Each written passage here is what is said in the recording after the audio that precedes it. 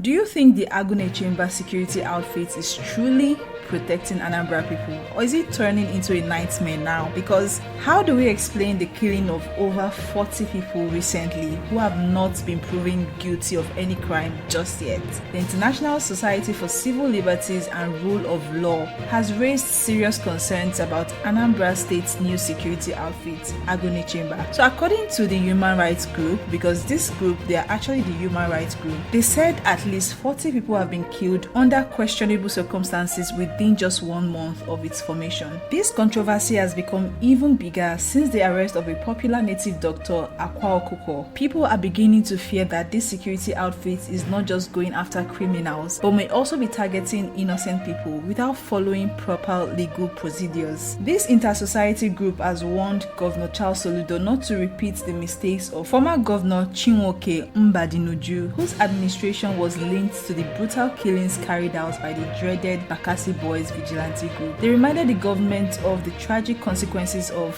these killings. This same group emphasized that Anambra security forces must operate within the law. While fighting crime is very important, we all know this, the governor has no right to kill unarmed citizens without trial, no matter the allegations against them. This group stated that under international and Nigerian laws, security forces are only allowed to use deadly force in extreme cases, like when they are directly under attack. Anything outside this is considered murder and a crime against humanity. So far, reports suggest that Agunechemba has been killing people based on mere accusations without proper investigations or court trials. In some cases, it has been alleged that they even burned down homes and properties of people they suspect of being criminals, which is completely illegal. According to this same group, in just 1 month, the following have happened under Agunechemba's operations: over 40 people killed without trial, at least 30 houses and businesses worth billions destroyed. There's also the claim of traditional shrines burnt down with some priests arrested or missing, religious leaders including pastors and prophets being threatened. Intersociety group is urging the Anambra state government to focus on arresting actual criminals and their sponsors through proper investigations and legal means instead of engaging in jungle justice. They warn that labeling people as kidnappers or ritualists without proof, then executing them is a serious human rights violation. The government must not repeat the ugly past of Anambra's security history, where innocent lives were lost due to false accusations. Okay, that's all for today's update. What do you think? Is the Agunechemba security outfit doing the right thing, or is it turning into another violent and lawless force? Should the Anambra state government step in and set better rules for how they operate? Let us know your thoughts in the comments.